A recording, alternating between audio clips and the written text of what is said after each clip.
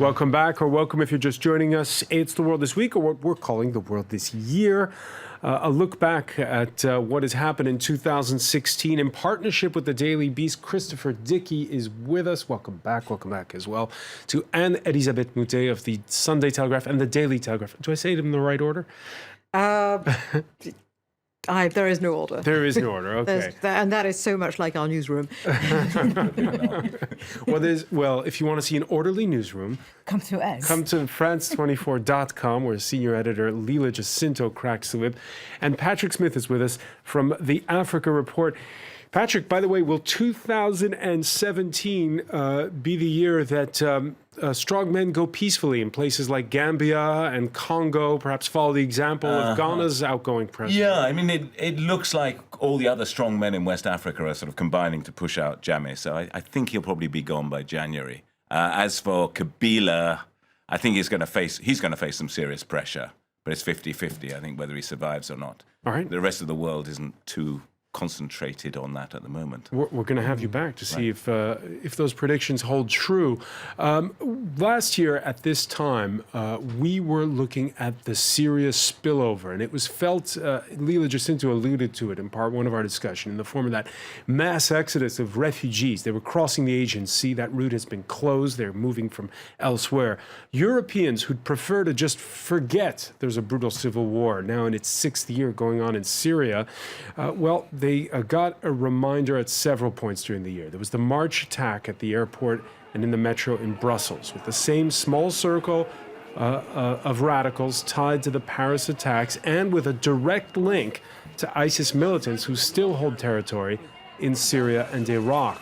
This Friday in Milan, the end of the road for another ISIS militant who, like the Bastille Day killer in Nice, drove a truck into a crowd, this time killing 12, including the driver, at a Berlin Christmas market.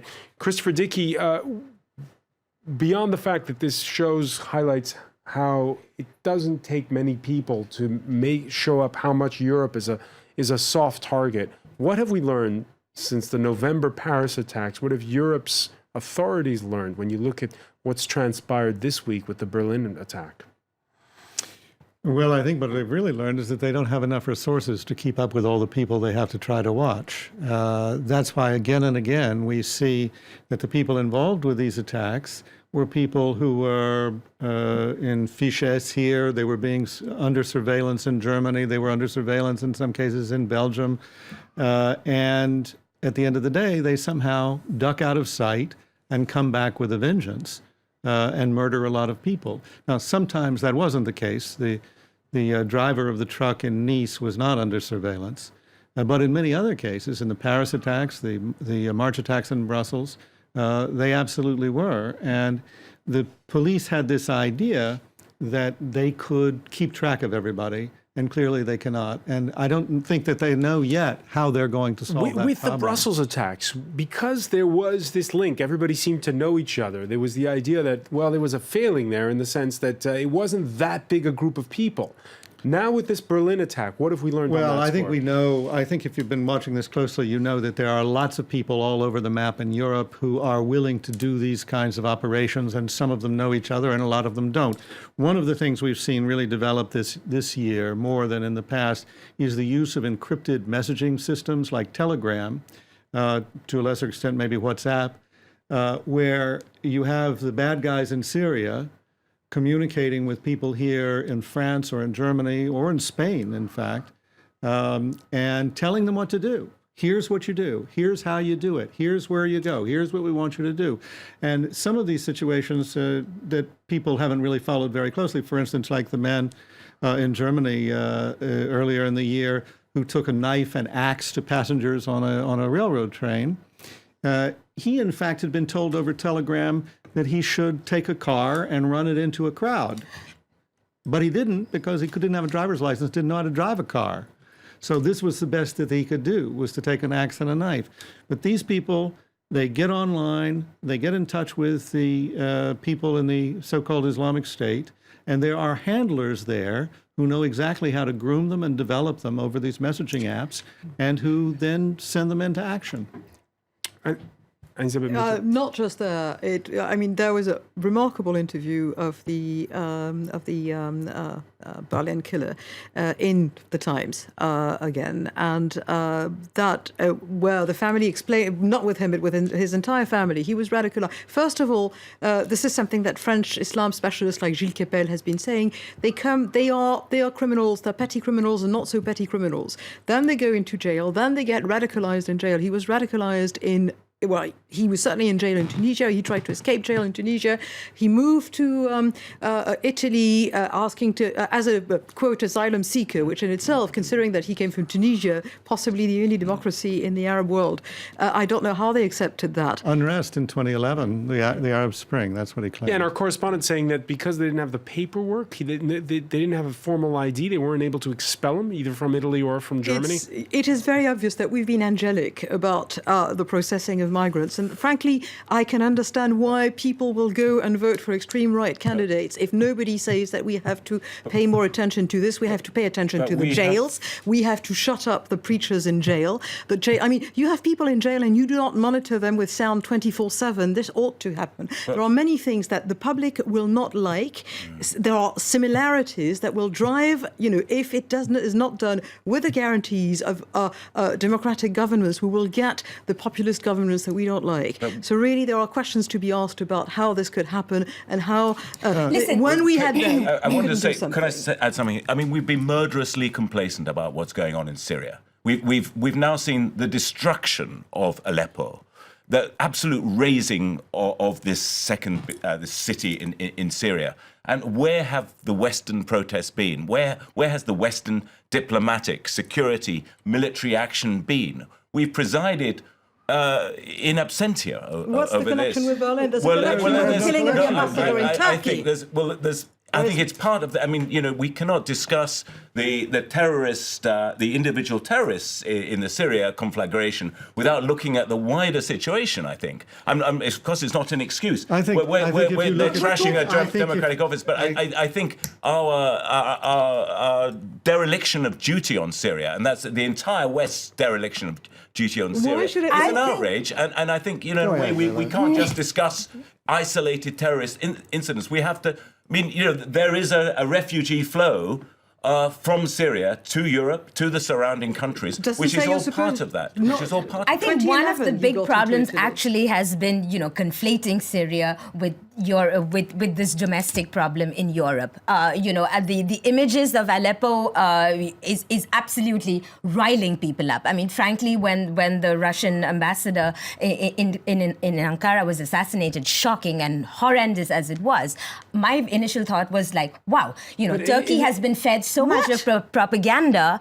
They hate Russia. This is the sentiment of and this. The answer is However, to come back to Europe attacks, these are very much radicalized, marginalized Europeans, French. They have a couple of people coming in from Syria. The point is, even if we solve the Syrian crisis, I mean, at some point that war will fade.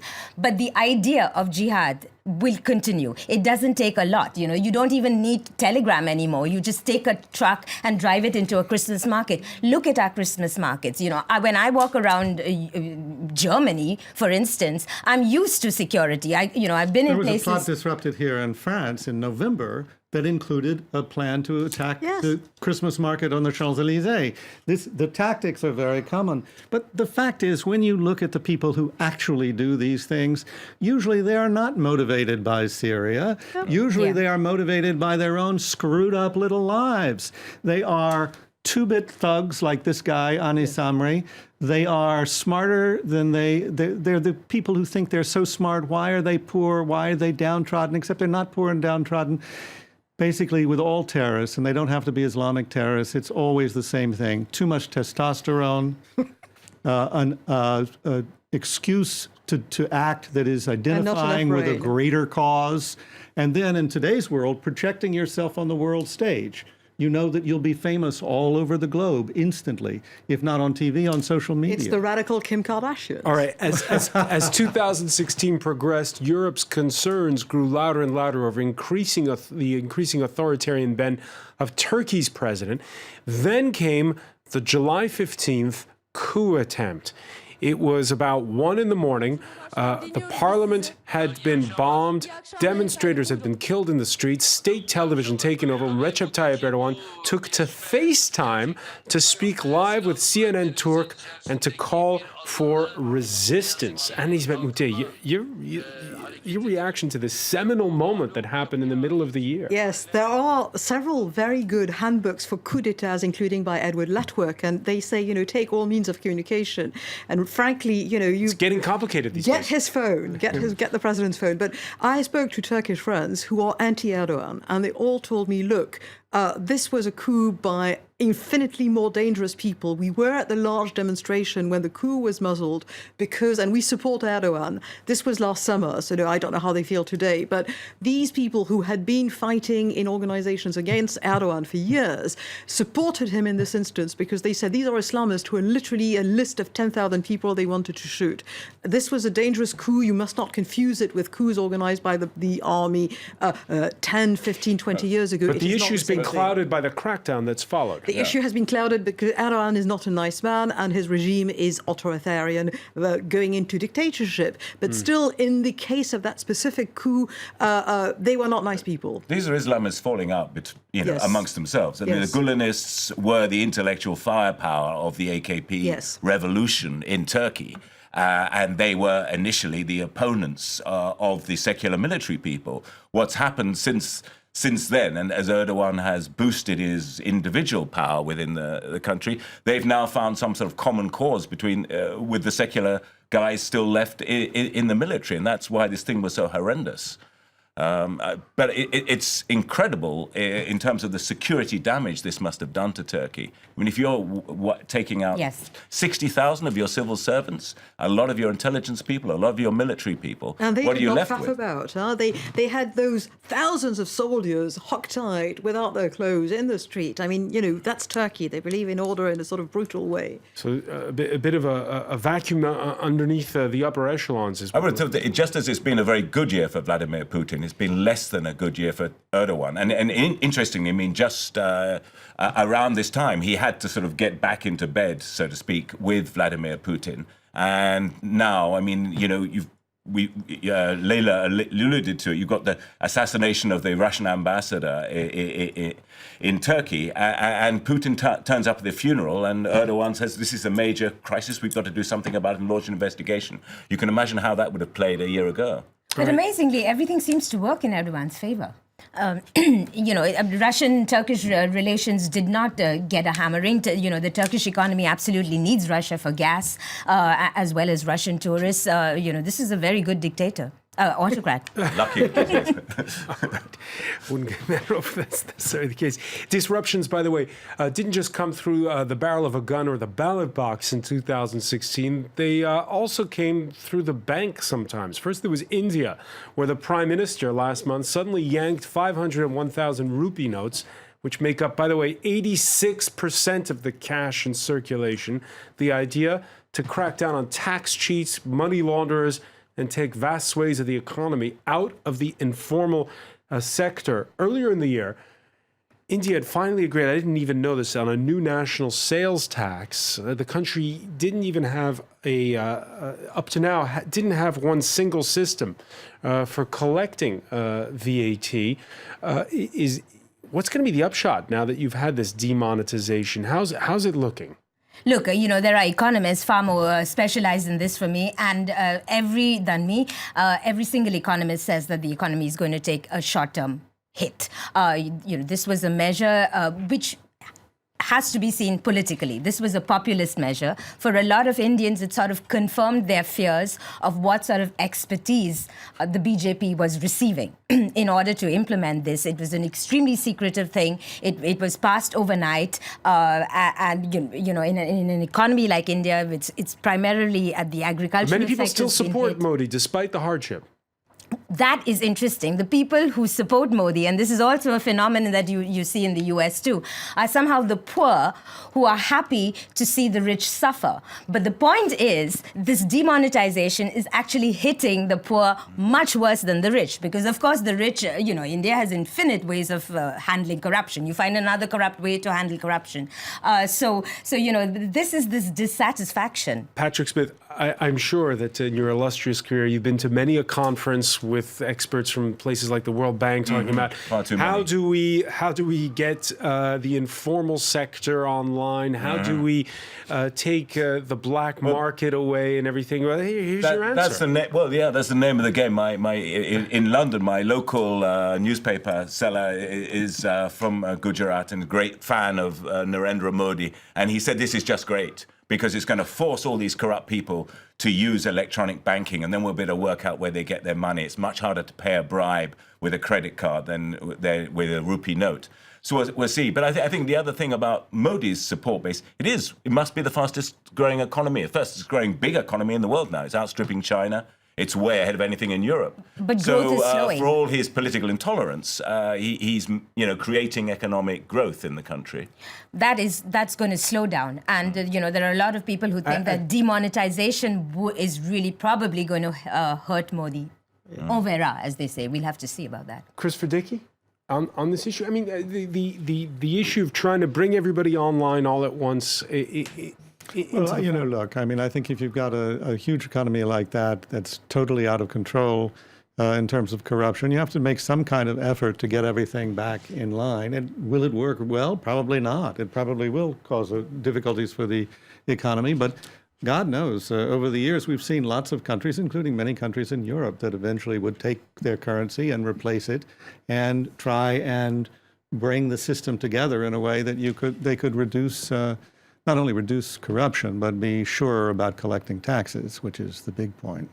So is it better to try something or try nothing is always No, I think it's better to try something. Ultimately, the question is how well was this done? Yeah. We can say it was done fairly poorly, it seems, in India. It was done disastrously in Venezuela. Yeah, let's talk. But Venezuela is not the fastest growing economy anywhere. It's one of the fastest shrinking economies. Most indebted economy. In Venezuela, the move to suddenly scrap the 100 bolivar note had nothing to do, by the way, with bringing the economy online. Rather, it was about slowing down an inflation rate that, according to the IMF, stands at 475%. Deadly riots have since forced President Maduro to postpone the move until January. But while neighboring Colombia celebrates a peace deal with the FARC, Venezuela faces a potential meltdown in 2017. Anne-Elisabeth Moutet, what do you do in this situation when you're with a country like Venezuela? Fire the president, but that's not in the cards.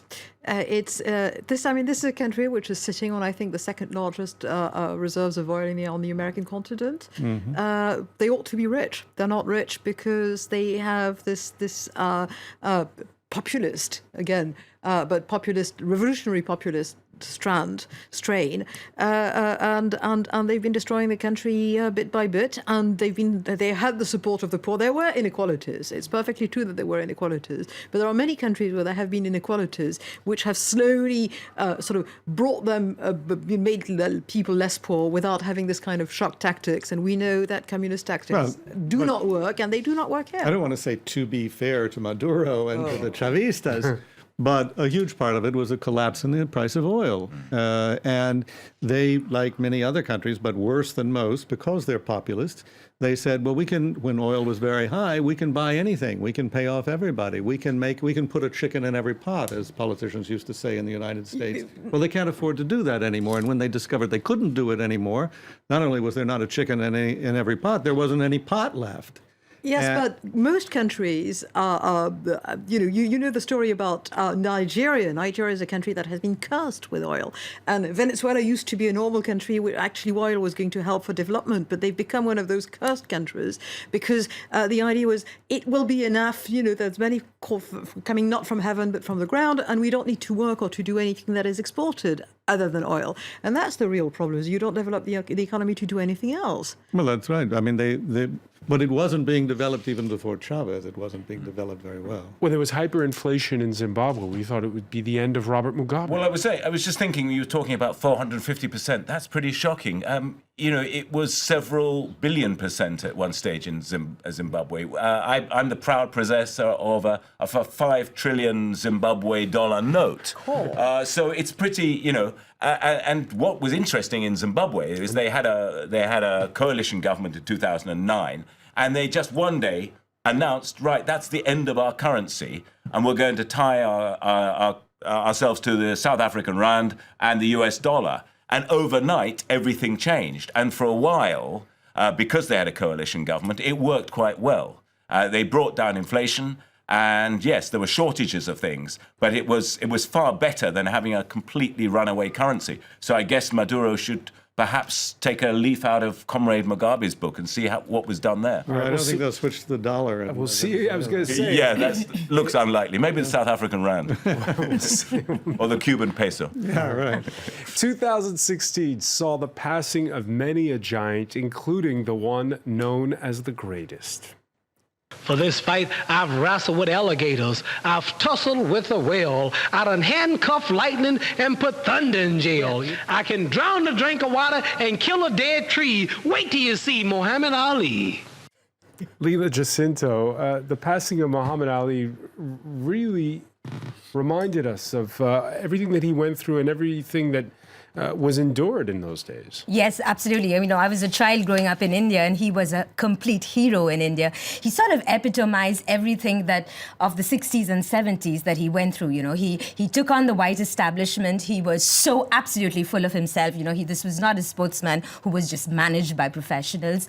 He lost his world heavyweight title for standing up to on Vietnam, and you know, some Louisville lip. I mean, some of his what he said is just, it's a precursor to rap music, frankly. And you know, in the boxing ring, he was balletic to watch. You know, this is not a sport that I have any liking for, but Muhammad Ali, I watched everything. Elizabeth? Yes, strangely enough, when I was a baby correspondent in New York, I was asked to write about the possibility of his fighting against George Frazier. And so I went to the Ring magazine, and they showed me the videotapes at the time of Muhammad Ali boxing, and I realized that this was amazing. You know, it's like the greatest in ballet. You see this and you think, okay, there is something happening here that nobody can do. It was quite beautiful. All right, he mastered the sweet science. In music, the list is long, from David Bowie to Prince to Jamaican ska master Prince Buster, Congolese king of the rumba Papa Wemba. And then Patrick Smith, there was Leonard Cohen, the Canadian songwriter and singer who passed away. Leonard Cohen was somebody who stood out in your eyes. He was, for a number of reasons, actually, and one of them is personal, actually. When I was a student journalist, that's about 100 years ago, I interviewed him in Manchester, and there I was with another sort of scruffy guy with a makeshift tape recorder and microphone at Manchester City Hall, and he said, yeah, I've got time to speak, and we detained the poor man for over an hour, during which time we finished most of his cigarettes and drank at least a quarter of his bottle of whiskey, if not more. And he regaled us with his stories about life in Greece, his inspiration, what he thought of every rock band in Britain and Europe we could think of. Because this is a guy who wasn't supposed to be a musician. No, he had this incredible presence and absolutely charming. And then my girlfriend at the time came in afterwards and was totally transfixed by him. And he just has this, you know, absolute sort of old world gentility about him, but just a real sensitivity to life. And just his, you know, his history, singer-songwriter, Buddhist monk, then gets ripped off by his agent and then goes back to work with a great sense of, well, you know, stuff happens in life. I've got to go out and earn a living, and came back and went on the concert tour again in his sort of mid-60s, made far more money than he'd made before, and then elegantly, you know, takes off just before Donald Trump becomes president. What an ending. Anne-Elisabeth Moutet, you had two people that you bore in mind. Well, I was asked, you know, who are your sort of late deceased in 2016? And I said, you know, your favorite ones. And I said favorite as in good riddance or favorite as in, oh, what a pity. And I said, oh, pick two. So, yeah, I get two. And good riddance is Fidel Castro. This is, you know, he presided over a regime that had had concentration camp for gays. He shot 15,000 political opponents. They still have those concentration camps, and they still have the opposition. They are still dirt poor. Cuba makes a lot of having the best medicine in some of the best medicine in the world. But whenever you have to have an operation in Cuba, you ask your family in the United States to buy disinfectants, scalpels, gloves, everything, because otherwise they haven't got anything in the theater. And he was the unlikely hero of Ségolène Royal when she was the few last days and the one you'll miss? campaigning. So anyway, Fidel Castro, good riddance. Goodbye. I'm sorry that the regime hasn't gone with him. My best is Zsa Zsa Gabor. Zsa Zsa Gabor was about to be 100 on the 6th of February 2017, except that possibly she was 100 already because nobody's quite clear about her date of birth. She was one of three sisters born in Budapest in 1917, so in the Austro-Hungarian Empire still. And she lived through the great years of Hollywood. She was married 9 times. The American actor Gene Wilder, who starred in such classics who starred in such classics as Blazing Saddles, Young Frank, all those Mel Brooks movies. And you, Chris Ricky, you thought when we thought of Gene Wilder, you thought of The Producers. I thought of The Producers because it's one of the funniest films I ever saw. And when I was living in Cairo years ago, and it was hard to come by good videotapes, for some reason I had a videotape of The Producers, and I watched it over and over and over again. My wife and I can practically recite it by heart. And he had this angelic face. Well, he had this, and he was so weird. But the main reason, he was just a weird, funny, awkward kind of guy. The first time I ever saw him was actually in Bonnie and Clyde, which I think everybody has forgotten that he was in that. But the reason I picked him is because I thought, who would I really miss? I mean, all these other figures, I think they're interesting. I spent a day with Muhammad Ali once, but... Lucky. Yeah. But I'll miss Gene Wilder. He was just fun. The idea of him was so funny. It's not an idea that I want to lose. All right, she was passed over for the lead in the movie Casablanca because Ingrid Bergman was willing to work for half the salary. Michel Morgan, one of the greats of French cinema, who during her war years in exile in Hollywood would star opposite Humphrey Bogart in the lesser-known Passage to Marseille. She passed away this week at the age of 96, her name forever enshrined in movie history thanks to Jean Gabin's stating of the obvious in the 1938 classic Quai des Brumes, "You have beautiful eyes," he tells her. I want to thank Christopher Dickey, Leila Jacinto, Patrick Smith, and Elisabeth Moutet. Thank you, and stay with us. There's more to come here on France 24.